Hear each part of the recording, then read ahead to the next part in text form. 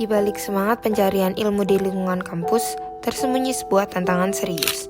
Masuknya paham radikal melalui forum-forum kajian keagamaan mahasiswa. Radikalisme tak selalu datang dengan wajah keras. Ia menyusup perlahan lewat tafsir sempit, ajakan eksklusif hingga ujaran intoleransi yang dibungkus dalil. Dari sinilah pendidikan Islam moderat menjadi sebuah pendekatan yang menanamkan nilai toleransi, cinta damai, dan berpikir kritis dalam memahami ajaran agama.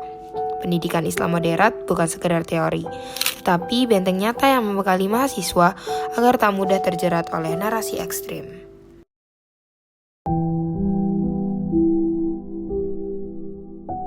Oke, saya akan menjawab pertanyaannya. Saya tertarik mengikuti forum kajian dimulai dari sejak saya SMA. Nah, di situ saya awal mulanya pengen mengenal lebih dalam tentang Islam. Nah, saya melihat ada di channel YouTube, ada Ustadz Khalid, ada Ustadz Adi Hidayat, ada dan lain sebagainya. Di situ saya mulai mendalami dari para ustadz dan saya mulai belajar tentang tauhid, tentang fikih, tentang muamalah dan banyak lagi. Dan saya saat ini di Universitas Brawijaya melanjutkan di forum kajian Islam, yakni di VIA, dan saya terus belajar dan terus mengupgrade pemahaman saya tentang keagamaan Islam. Kesan pertama saya waktu ikut forum kajian Islam, yang pertama saya merasa ada yang cocok dengan diri saya. Kemudian mengapa saya cocok ikut dengan forum kajian tersebut? Karena menurut saya itu adalah suatu kewajiban dalam syariat Islam. Oke, kesannya yakni di situ saya tertarik karena mengkaji Al-Quran secara dalam. Nah, dan di situ ada teman-teman yang serius banget dalam urusan agamanya. Dan saya nggak tahu itu mereka dalam konteks menyimpang dan saya belum mengetahuinya. Saya sejauh ini tidak merasakan keanehan ya. Saya merasa mendapatkan ilmu baru tentang bagaimana seorang pemuda itu harus menjalankan syariat agama dengan benar, dan serta mungkin bagaimana kita bisa menerapkan aturan-aturan di Al-Quran maupun hadis dalam kehidupan sehari-hari kita.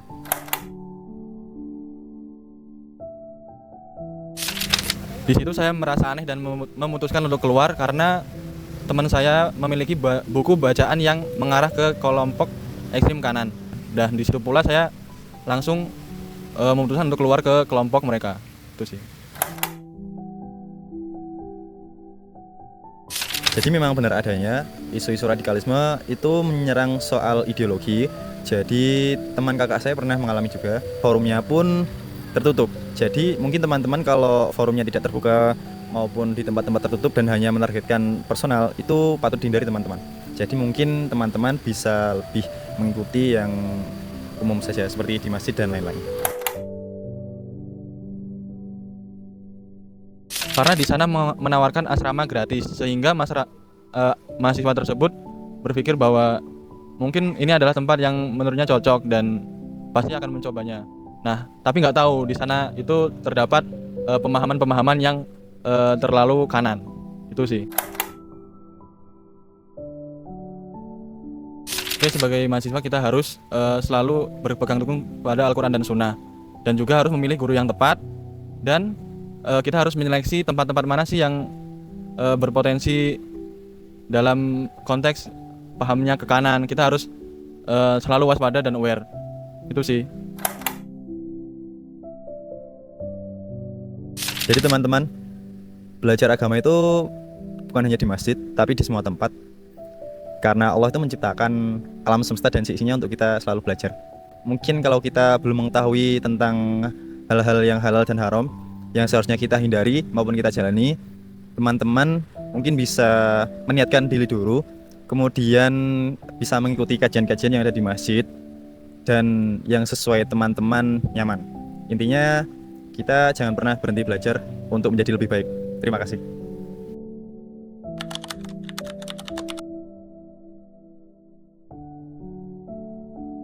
Oke, bismillahirrahmanirrahim. Untuk tanggapan saya sendiri, tentunya harus misalkan setiap fakultas, entah di fakultas manapun itu pasti ada takmirnya. Itu harusnya mereka masuk ke sana, tanda kutip intervensi lah seperti itu. Karena bagaimanapun juga pemahaman atau doktrin radikalisme itu harus atau dicari akarnya gitu. Jadi perlu diadakan misalkan seperti takmir masjid dari fakultas masing-masing, dan tentunya dari mahasiswa juga harus aktif untuk mengcounter narasi-narasi radikalisme seperti itu.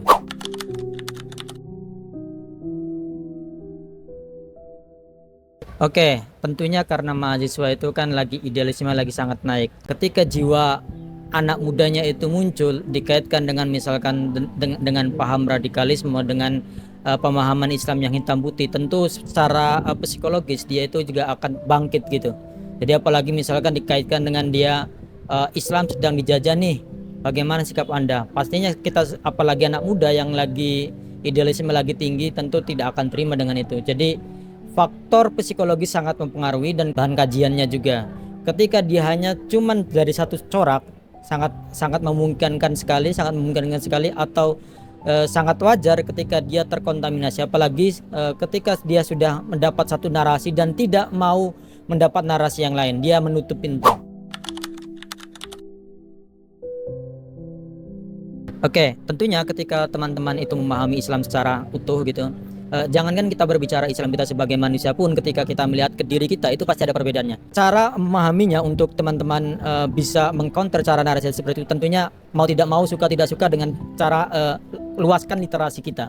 Bagaimanapun juga ketika kita mempunyai wawasan yang luas, memahami Islam secara luas. Islam itu dari kata salama, Islaman, atau dalam bahasa kita yang paling gampang selamat. Jadi tentunya ketika kita mengatakan Islam, harusnya membuat selamat dan membuat aman bagi dirinya tentunya, sebagai dia berumat beragama, dan orang lain dan lingkungannya. Sayangnya seakan-akan Islam itu disempitkan hanya berkisar masalah hubungan dia dengan Tuhannya, padahal masih banyak spektrum yang lain. Bahkan dalam kita misalkan bersedekah, itu kan nuansanya nuansa sosial, bukan nuansa kita saja dengan Tuhan gitu, seperti itu.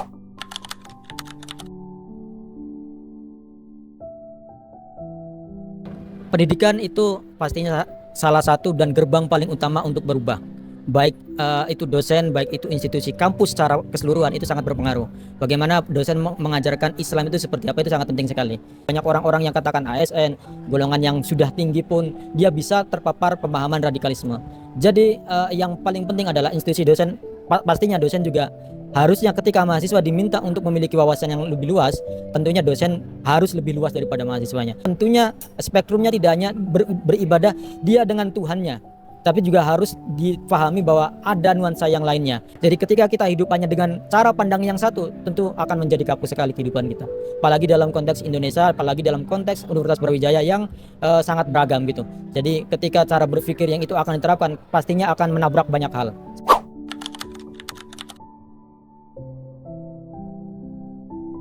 Untuk pesan saya untuk teman-teman semuanya, pahamilah bahwa Islam itu, begitu juga kata keimanan, itu tidak hitam putih. Itu juga iman dalam bahasa Indonesia satu akar dengan kata aman, atau aman itu satu akar dengan kata iman. Jadi ketika kita memiliki keimanan, hendaknya kita memberi rasa aman bagi diri kita dan orang lain. Terus diingat juga, Islam itu sama halnya dengan kata selamat dalam bahasa kita.